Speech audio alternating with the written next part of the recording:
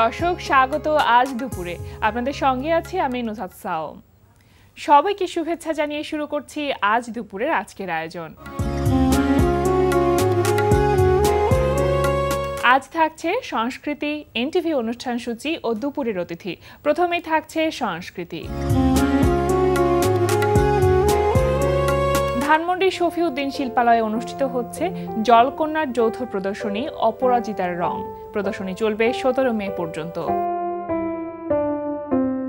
Dhanmondi alias প্রসেসের লা গ্যালারিতে অনুষ্ঠিত হচ্ছে চিত্রশিল্পী, প্রচ্ছদ ডিজাইনার সব্যসাচী হাজিয়ার প্রদর্শনী প্রাইমার টু প্রেস। প্রদর্শনী চলবে 18 মে পর্যন্ত। উত্তরার গ্যালারি কায়ায় অনুষ্ঠিত হচ্ছে চিত্রশিল্পী চন্দ্রশেখরদের একক চিত্রকলার প্রদর্শনী রিয়েলিটি, ফ্যান্টাসি অ্যান্ড ডিলেমা। প্রতিদিন বেলা 11:30 থেকে সন্ধ্যা 7:30 এই সময় প্রদর্শনী চলবে 17 মে পর্যন্ত। এবার এনটিভি অনুষ্ঠান সূচি। এবার জানিয়ে দিচ্ছি এনটিভির আজ রাতের বিশেষ বিশেষ অনুষ্ঠানগুলির সময়সূচি। সন্ধ্যা 6:45 থাকছে গৌতম মণ্ডলের প্রযোজনায় অনুষ্ঠান অন্যরকম গল্প।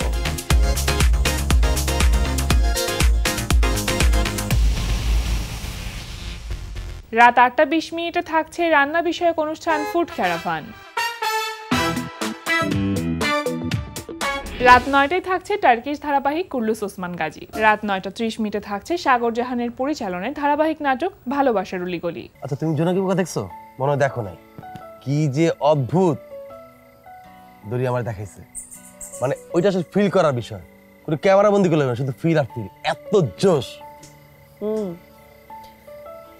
কিছু বিষয় থাকে যেগুলি শুধু ফিল করতে হয়, শুধুই ফিল, শুধুই অনুভূতি। এই দোকানের মালিকের নাম আব্বাস ভাই, সে একজন ভালো মানুষ। আপনারা আব্বাস ভাইয়ের হাতে চা খালি পরে আশা করছি খুশি হবেন। ভিডিও বন্ধ। ওস্তাদ, ভিডিও শেষ। 2000 টাকা এর চেয়ে বেশি কথা কওয়া যায় না ক্ষুদ্র ব্যাপার। রাত 11:30 সরাসরি সম্প্রচার হবে টক শো এই সময়।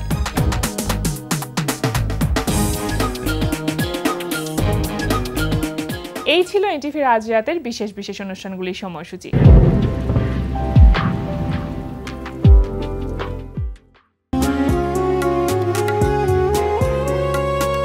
প্রিয় দর্শক, আমাদের আজ দুপুরের অতিথি লোকসঙ্গীত শিল্পী পলাশ। শুভ দুপুর। শুভ দুপুর। কেমন আছেন? আলহামদুলিল্লাহ অনেক ভালো। আপনি ভালো আছেন? ভীষণ ভালো আছি। গামছা পলাশকে পেয়ে খুবই ভালো লাগছে। আসিম কবির পলাশ থেকে কি করে গামছা পলাশ হলো? এই নামটার সাথে আসলে বারবারই আমাকে প্রশ্নের সম্মুখীন হতে হয় সব জায়গাতে। হ্যাঁ, অন্তত 200 বার সম্মুখীন হয়েছি এটার। তো আবারও বলছি যে আমি যখন রাজশাহী বিশ্ববিদ্যালয়ে পড়াশোনা করি ডিপার্টমেন্ট অফ থিয়েটার অ্যান্ড মিউজিকে, তখন চারুকলা, নাট্যকলা সব আমাদের বন্ধুর মধ্যে সবাই কলাভিত্তিক যে বন্ধু বান্ধবগুলো সব আমাদের একটা সার্কেল থাকে ছিল। রাকসু বলেন, তারপরে আমাদের চর্চা কেন্দ্রগুলোতে সাংস্কৃতিক চর্চার যে একটা, তো ওখানে দেখবেন সবাই যারা চারুকলায় পড়ি, আমরা নাট্যকলায়, আমাদের ড্রেস আপ গেটআপটা একটু আলাদা। অনেক সময় হুট করে আমরা আনমনাভাবেই একটা গামছা কেটে ফতুয়া বানিয়ে ফেলেছি, কিংবা গ্রামীণ চেকের শাড়ি দিয়ে পাঞ্জাবি বানিয়ে ফেলেছি। এইভাবে আমরা যারা আমাদের ক্রিয়েটিভ মানে ইয়ের সেক্টরে যারা, ঢাকা ছবিরাটাও দেখেছি আমরা তখন থেকে। তো এভাবে আমি চিন্তা করলাম যে আমি তো লোকগান যেহেতু আমি ক্যারি করছি, আমার অ্যাম্বিশন হচ্ছে ফোকটাকে মানে বিশ্ব দরবারে তুলে ধরার জন্য, তা আমি একটা লোকাঙ্গিক আমার একটা গেটআপ তৈরি করবো। আচ্ছা, আমি যেখানে গান গাইতে উঠবো as a artist, as a singer হিসেবে, আমি যাতে আমাকে বুঝতে পারে যে আমি লোকগায়ক। তো সেই চিন্তা থেকে আমি চিন্তা করলাম যে লোকাঙ্গিকের মধ্যে লোক পোশাক যদি আমি, অনেকেই পড়তেছে ফতুয়া, গামছার ফতুয়া পড়তেছে, গ্রামীণ চেক ফতুয়া পড়তেছে, আমি গামছাটাকে বাঁধবো মাথায়। আচ্ছা, তো বাঁধার জন্য চিন্তা করলাম যে পাগড়ির মতো করে গামছাটা বাঁধবো। এই যে গামছা বেঁধে যে আমার একটা চলাফেরা শুরু হলো, প্রথম একক অ্যালবাম আসলো, তখন ওখানে নাম দেওয়ার চেষ্টা করা হলো যে গামছা পলাশ। কেন? বাংলাদেশের অডিও ইন্ডাস্ট্রিতে, মিউজিক ইন্ডাস্ট্রিতে গামছা পলাশ আসে 3-4টা। হ্যাঁ হ্যাঁ, আমারটা আলাদা করার জন্য ওখানে সবাই গামছা না, এটা অ্যালবামে দিয়ে না, এমনি নাম ডাকতে থাকেন। এই ডাকতে ডাকতে কোন পলাশ, গামছা পলাশ, আজকে কার শো, গামছা পলাশ শো, এই সার্কেলে হতে হতে হতে এটা হয়ে গেল। এখন দেখা যাচ্ছে যে আপনার ওয়াসিম কবির যে নামটা, সেটাই অনেকটা প্রায় বিলুপ্ত হয়ে গেছে। এটা যদি কোনো প্রোগ্রামে বলে তাহলে আমাকে নেবে না কেউ, যে এটা আবার কোন ওয়াসিম কবির, কোন শিল্পী। আচ্ছা, বর্তমান সময়টা কেমন যাচ্ছে? অনেক ভালো যাচ্ছে আলহামদুলিল্লাহ। ব্যস্ততা, নিজের আমার ইউটিউব চ্যানেল আছে অফিসিয়াল, এবং পাশাপাশি যে কন্টেন্ট প্রতিষ্ঠানগুলো আছে সবার সাথেই আমার কাজ চলছে বড় বড় জায়গাতে। এই তো ভালো আছে, মৌলিক গান হচ্ছে এখন। অনেক মৌলিক গান আচ্ছা, হচ্ছে। গত ঈদে তো বেশ কিছু কাজ হয়েছে হ্যাঁ, আপনার, 4টা কাজ সবগুলো কি করেছি। আপনার ইউটিউব চ্যানেলের না, জন্য? আমার ইউটিউব চ্যানেলে একটা করেছি, বাকি 3টে ইউটিউব চ্যানেলে মনে হয় আমার মৌলিক গান গিয়েছে 3টা। কেমন রেসপন্স পাচ্ছেন এই হ্যাঁ, ভালো, লোকগানের এখন ভালো, প্রতি? এখন এখন মানুষের যে একটা আগ্রহ সেটা হ্যাঁ, কেমন? আগ্রহটা আমি এখন একটা কথা বলি, সেটা হলো যে অনেক বড় বড় কোম্পানিগুলো এখন আসছে এই ইয়েতে, অডিও ইন্ডাস্ট্রি চলে যাওয়ার পরে যখন ভিজুয়াল আসছে, ইউটিউব বেস যখন কন্টেন্ট বেস আসছে, অনেক অনেক বড় বড় কোম্পানিগুলো এখন লগ্নি করছে, যার কারণে এই মানে গানের রেসে এখন আমাদেরকেও, আমরা যে প্রতিষ্ঠানগুলোতে গান করছি আমাদেরকেও চিন্তা করতে হবে যে প্রতিষ্ঠানগুলো কোন জায়গাতে, এবং নট অনলি অডিও, ভিজুয়ালের দিক থেকেও সেটাকে আমরা ইয়ে করতে হবে। এখন ভিজুয়ালটা এখন একটা অনেক বড় আর্টের জায়গায় চলে আসছে, যে গানটাকে আমরা কিভাবে প্রেজেন্ট করব। হ্যাঁ, আমি সুন্দর একটি গান করলাম, দাঁড়াইলাম, হাত পা নাড়াইলাম, এটা হলো না, আর এটা হচ্ছে মানে না। উপস্থাপনের হ্যাঁ, আঙ্গিকটাও একটা উপস্থাপনের বিষয়। আঙ্গিক বলেন, ভিজুয়ালের ক্যাটাগরি বলেন, সব দিক থেকে এখন রুচিশীল শ্রোতা তৈরি হয়েছে আমাদের। গান তো মনের কথা বলে, একই সাথে আপনার গানগুলো শেকড়ের কথা বলে, মানে আপনি তো লোকগান গান, হ্যাঁ, তো সেই জায়গা থেকে আসলে এই যে শেকড়ের কথা বলার যে চেষ্টা করাটা, এই ক্ষেত্রে আসলে আপনার গানের নির্বাচনটা কেমন থাকে, বা কোন বিষয়টাকে সাধারণত প্রাধান্য দিয়ে আপনি গানগুলোকে করে দেখেন, লোকসঙ্গীত বলতে হচ্ছে আমাদের সাধারণ বাঙালিয়ানার মনের একদম মানে হৃদয় নিংড়ানো সকল মানে কথা, যে কথাগুলো আমরা আমাদের সুখ দুঃখ আনন্দ বিষাদ সব কিছুতে বের হয়, প্রকাশ করি আমরা আমাদের অঙ্গভঙ্গিতে, চোখের মাধ্যমে, সব কিছুর মাধ্যমে। এই ডুকরে ওঠা যে ভাবটা, যে মানুষ কষ্ট পাইলেও ডুকরে ওঠে, আনন্দিত অনেক সময় ডুকরে ওঠে, যে কি হইলো আমার, কি আনন্দ, আবার কষ্ট পাইলে আমি মানে কি হলো আমার, একটা মানে এই দুইটা ব্যাপারই গানের মধ্যে অঙ্গাঙ্গভাবে জড়িত লোকগানের সাথে। একজন কৃষক ঝরঝর করে ঘামে ঝরতেছে, মাঠে কাজ করতেছে, রোদে পুড়তেছে, হ্যাঁ, এই যে গরম গেল, দেখছেন আমি একটা দৃশ্য দেখেছি একদিন, যে গরমে কৃষক কাজ করতে পারতেছে না, পিঠে পিছনে কাদা লেপে দিয়েছে, এই কাদাটা শুকিয়ে আবার কাদাটা উঠে যাচ্ছে, এত কষ্টের মধ্যে তারা কিন্তু গান গায়। কোন গান গায়? এই লোকগান গায়, ঠিক আছে, গলা ছেড়ে প্রভাবিত করে এই গানগুলো আমাদের। এই গানটা তাদের ক্লান্তি দূর করে, মনের সকল কষ্ট দূর করে। সারাদিন হাড় ভাঙা পরিশ্রম করে এসে সন্ধ্যার সময় গানের আসরে বসে ঘুমানোর আগে সেই চর্চাটা এখনো আছে বাংলাদেশে, যার কারণে লোকগান টিকে আছে। এটা থেকে নিংড়ানো ভালোবাসা হচ্ছে লোকগান। আমি এটাই চেষ্টা করি যে ওখান থেকে তুলে আনা কিছু গান গাইতে।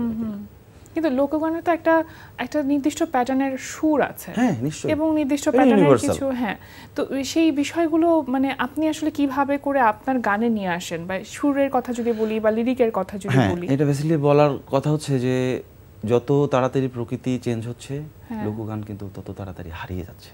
লোকগান প্রকৃতির সাথে জড়িত, ইট পাথরে না। আপনি লোকগান যদি সবুজ বিস্তৃত অঞ্চলের দিকে না তাকান, ভরা নদী ভরা বিল খালের দিকে না তাকান, কাদামাটির দিকে না তাকান, এই অবয়ব আপনার মধ্যে আসবে না, এই সুরটাও আসবে না। তো আপনাকে ওই দিক থেকে ওই রসদটা সংগ্রহ করতে হবে। আমি যেটাই করি, আমি গ্রামে যাই 15 দিন পর পরে, গ্রামে গিয়ে আমার ধান ক্ষেত আছে, আমার পুকুর আছে, আমার বিস্তৃত একটা জায়গা আছে, ওখানে বসে আমি গলা ছেড়ে এই দোতারা একটা বন্ধু বান্ধব মিলে, ভাই বোন মিলে গান করি। সুর করা হয় তখন? হ্যাঁ। আচ্ছা, আমি এবার গিয়ে ওই যে ধান ক্ষেত, আমাদের জ্যৈষ্ঠ মাসে ধান লাগানো হয়েছে, একটা ডিপ টিউবওয়েলের পাকা জায়গায় বসে আমরা মজমা পাখি গান করেছি। তার মানে লোকগান করতে হলে প্রকৃতির সংস্পর্শে থাকাটা ভীষণ রকম জরুরি। প্রকৃতির গন্ধ না হলে লোকগান হবে না, কখনোই সম্ভব না। ভাই অনেকক্ষণ ধরে গল্প হচ্ছে, এখন একটা গান শুনতে চাইবো। যেহেতু দুপুর, যেহেতু দুপুর, আমার একটা মৌলিক গান আছে, গানের কথা এবং জাকির হোসেন রাজু, এই উদাস দুপুর বেলা সখী। বাহ, চমৎকার, শুনি। এই উদাস দুপুর বেলা সখী আসবে কি একলা নদীর ঘাটে রে, দেখতে তোমায় মন চাইছে,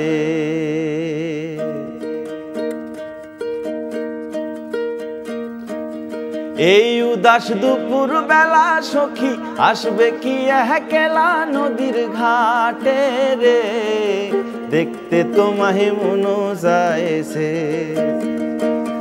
ও কি দেখতে তোমায় মন চাইছে।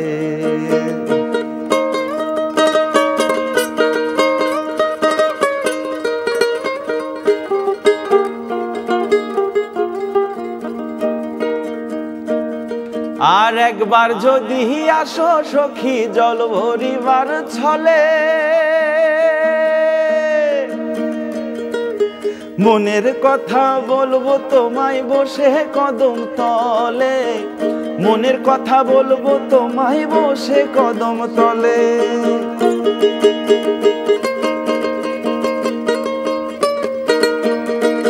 আর একবার যদি আসো সখী জল ভরিবার ছলে, মনের কথা বলবো তোমায় বসে কদম তলে, মনের কথা বলবো তোমায় বসে কদম তলে, তুমি সকল দুঃখ ভুলে যেও চোখের পানে চেয়ে।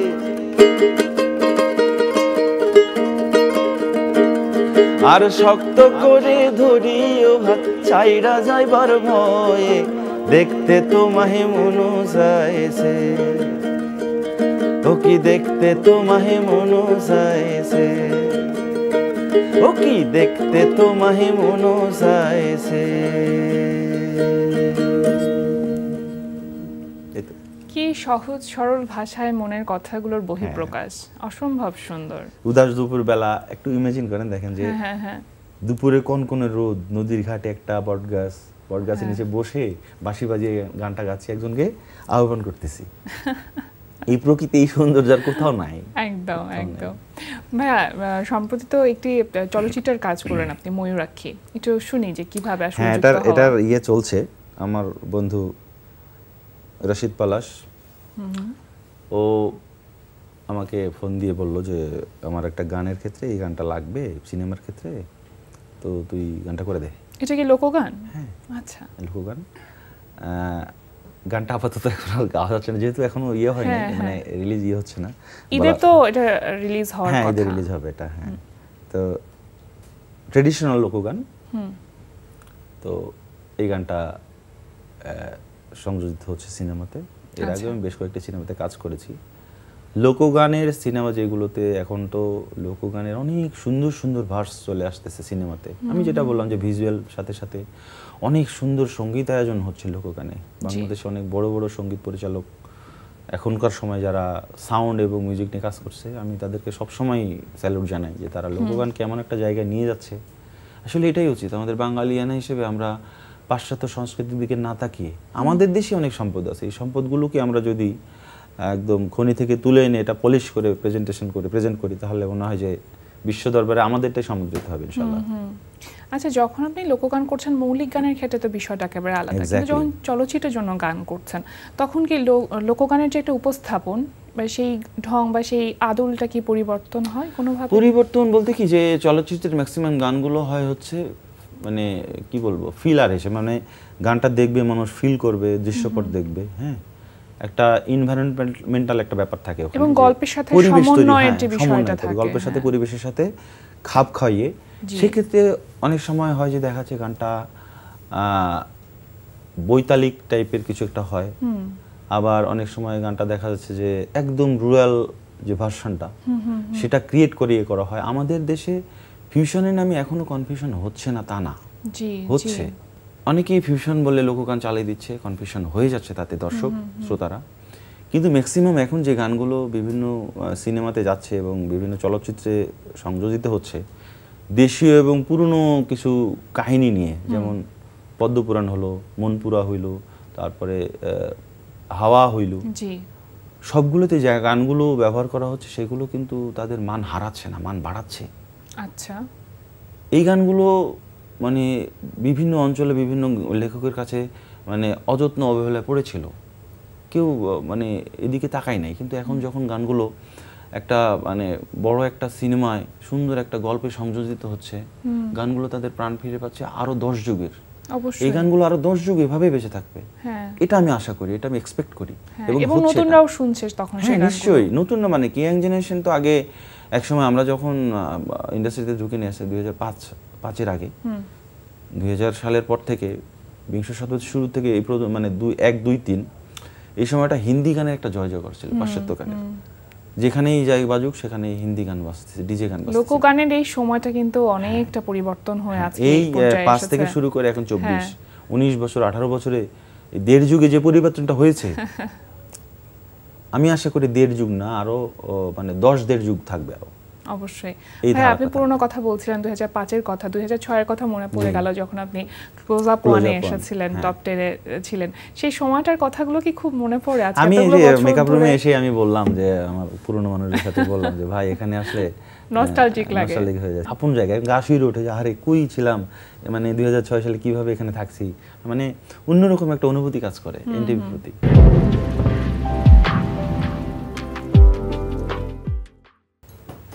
ক্লোজ আপ অন তোমাকে খুঁজছে হ্যাঁ হ্যাঁ হ্যাঁ, নিচে আসলেই, এই কারণ বাজার মোড়ে এই বিল্ডিং এর সামনে আসলেই, যে কোনো কাজে আসলেই কত চোখ স্মৃতি চলে যায়। না একদম না, এমন হচ্ছে যে খুব বকা খেয়েছেন জাজেসদের কাছ থেকে কিংবা যারা সেই সময় আপনার না, আমি সাথে বকা ছিল? খাই নাই, কিন্তু অনেক বেশি মানে টেনশনে ফেলতো, আচ্ছা, যে তুমি তো এই মুহূর্তে আমাদের কাছ থেকে পরবর্তী রাউন্ডে বলতে বলতে মনে করেন মানে বুক ধরপড়া কিছু মানে মিউজিক দিত, তখন অবস্থা মনে স্ট্রোক হয়ে যেত। মানে সেই সময় এখন যে মানুষের স্ট্রোকের হার, ওখানে ওই সেই সময় যদি থাকতো দেখবেন স্ট্রোক করে ফেলতাম। তো হুট করে বলতেছে তুমি সামনের রাউন্ডে যাচ্ছ, তখন যে একটা মানে ফিল, একটা আনন্দ, এই আনন্দের সাথে সাথে আরো একটি গানে চলে যাই আমরা। হ্যাঁ, একটি গান শুনতে চাই, এই আনন্দ থেকে আরো একটি গান শুনতে চাই আপনার কাছে। ঠিক আছে, তাহলে পুরনো কথা যখন হলো, আমার ক্লোজ আপের যখন টপ 10-এ আসলাম আমি, অ্যামাজন ক্লাবে আমাদের সেই রাউন্ডটা হচ্ছিল, বিশ্বজিৎ স্যার উনি তখন কানাডায় চলে গেলেন, পার্থদা বসলো আমাদের ইয়েতে, তখন আমি একটা গান গিয়েছিলাম, এই গানটি গাচ্ছি, যে গানটি গিয়ে টপ 10 আসছি আমি।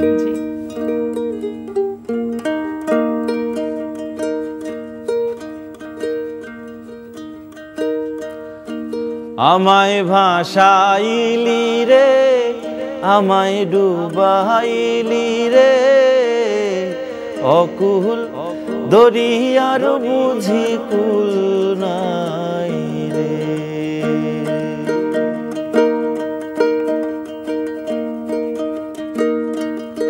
আমায় ভাসাইলি রে, আমায় ডুবাইলি রে, অকুল দরিয়ার বুঝি কুল নাই রে।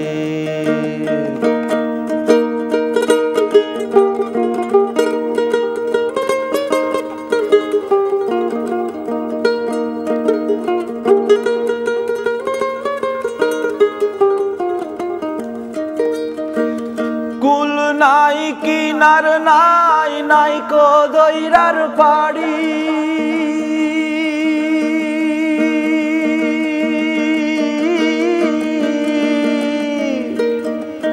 কুল নাই কিনার নাই, নাই কো দইরার পাড়ি, তুমি সাবধানে চালাইও মাঝি, সাবধানে চালাইও মাঝি, আমার ভাঙা তরি রে, অকুল দরিয়ার বুঝি কুল নাই রে। আমায় ভাসাইলি রে, আমায় ডুবাইলি রে, অকুল দরিয়ার বুঝি কুল নাই রে।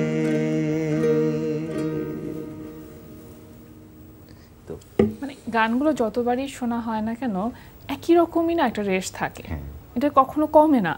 এই তো প্রকৃতি, এটাই প্রকৃতির শক্তি একদম। আচ্ছা, এখন তো আপনার নিজের জন্য ছাড়াও অন্য কারোর গানের জন্য সুর করা হচ্ছে, তো নতুনদের সাথে কাজ করতে কেমন লাগছে? নতুনরা অনেকে আসছে, যারা অনেকে চর্চা করে আসছে। আগে যেটা হইতো, অনেক বড় স্টুডিও ফ্লোর, সব গুণীজন শিল্পীরা কলাকুশলীরা একসাথে বসে গান শুনতো এবং ওখানে গান তৈরি হতো।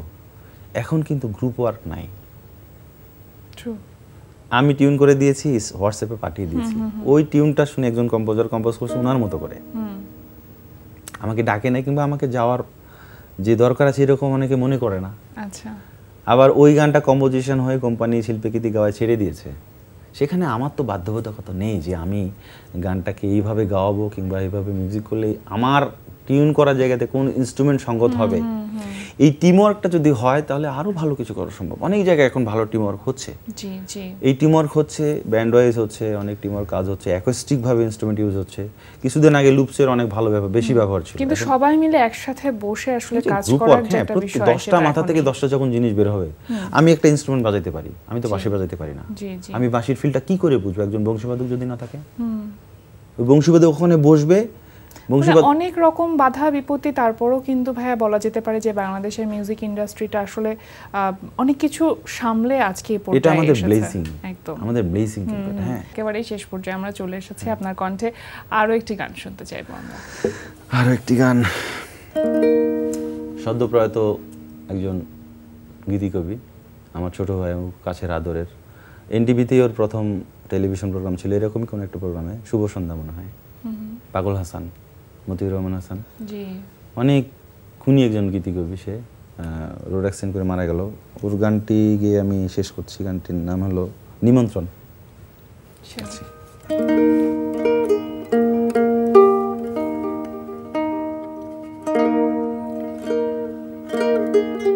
ও তুমি আইও আমার বাড়িতে, বইতে দিমু পিড়িতে, গান শুনাই মনেরই মতন। তুমি আইও আমার বাড়িতে, বইতে দিমু পিড়িতে, গান শুনাই মনেরই মতন। ও বন্ধুরে আমার বাড়ি রইল নিমন্ত্রণ।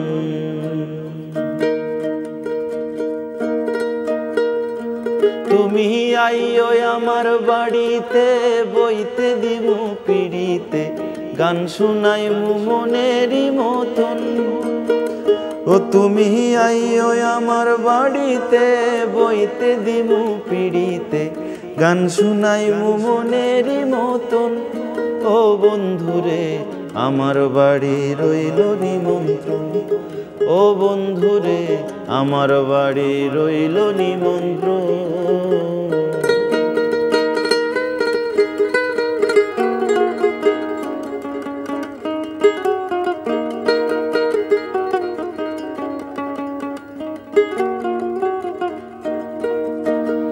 অন্তর বিছাইয়া দিমু পালঙ্কের উপর, শুয়াইয়া করমু রে বন্ধু জনমের আদর।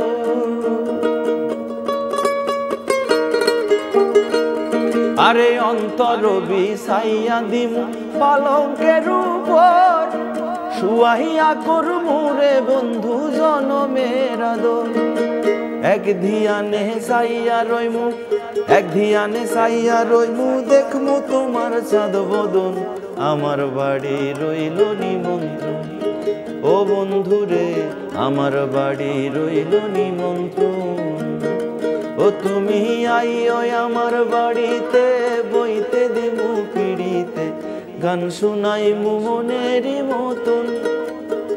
ও তুমি আইও আমার বাড়িতে, বইতে দিমু পিড়িতে, গান শুনাই মনেরই মতন। ও বন্ধুরে আমার বাড়ি রইল নিমন্ত্রণ। ও বন্ধুরে আমার বাড়ি রইল নিমন্ত্রণ। ও বন্ধুরে আমার বাড়ি রইল নিমন্ত্রণ।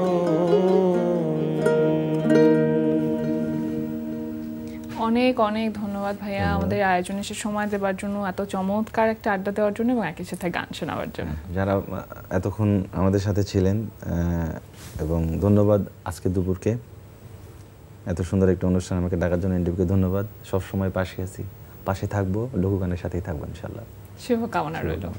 প্রিয় দর্শক, আমরা চলে এসেছি অনুষ্ঠানের শেষ প্রান্তে। অনুষ্ঠান সম্পর্কে আপনার মতামত জানাতে মেইল করুন আজ দুপুরে @ntvbd.com-এ। বিশ্বের যে কোনো প্রান্ত থেকে যে কোনো সময় আজ দুপুরে দেখতে ভিজিট করুন আমাদের পূর্ণাঙ্গ ওয়েব পোর্টাল www.ntvbd.com। এছাড়া এনটিভি সব জনপ্রিয় অনুষ্ঠান ও খবরের আপডেট পেতে ভিজিট করুন আমাদের ইউটিউব চ্যানেল ও ভেরিফাইড ফেসবুক পেজে। সবার মঙ্গল কামনায় আজকের মতো এখানে শেষ করছি। শুভ দুপুর।